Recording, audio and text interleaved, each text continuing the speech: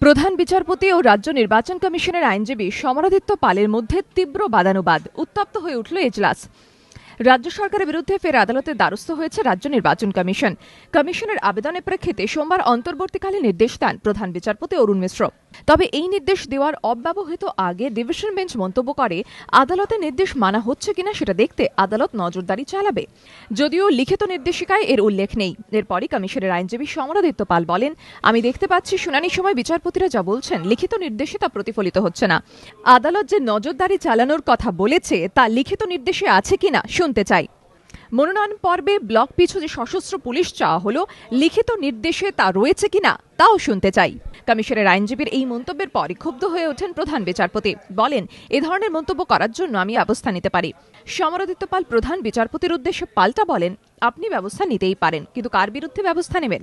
এর আগে সমরাদিত্য পাল বলেন, আদালতের নির্দেশ আমি স্পষ্ট শুনতে পাইনি, আরেকবার তা বলা হোক।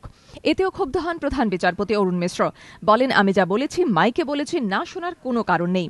পাল্টা সমরাদিত্য পাল বলেন, মাইক ছাড়াও প্রধান বিচারপতি অনেক সময় কথা বলেন। একাধিক ক্ষেত্রে দেখা গিয়েছে প্রধান বিচারপতি যখন কিছু বলছেন তখন মাইক থেকে তাঁর মুখ সরে গিয়েছে। এরপরই প্রধান বিচারপতি ফের মাইকে জানান, নির্দেশে যা বলা হয়েছে মনোনয়ন পর্ব চলাকালীন পর্যাপ্ত পুলিশি ব্যবস্থা করতে হবে রাজ্যকে। সমরাদিত্য পাল তখন বলেন, আদালত আরও নির্দেশ দিয়েছিল, আমি স্পষ্ট শুনতে পাইনি। এরপরই কোর্ট অফিসারকে নির্দেশ পড়ে শোনাতে বলেন প্রধান বিচারপতি। তাতে দেখা যায় আদালত নির্দেশ দিয়েছে মনোনয়ন পর্বে পর্যাপ্ত পুলিশের ব্যবস্থা করার পাশাপাশি মনোনয়নপত্র জমা দিতে কেউ যাতে বাধা না পান তাও সুনিশ্চিত করতে বলা হয়েছে রাজ্যকে।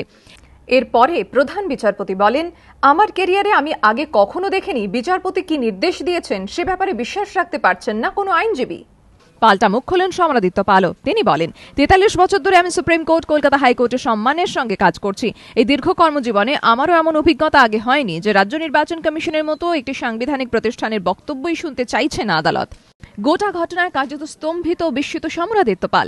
আইনজীবী মহলের একাংশের মত, এমন ঘটনা নজিরবিহীন। ধ্রুবজ্যোতি প্রামাণিকের রিপোর্ট, এবিপি আনন্দ, কলকাতা।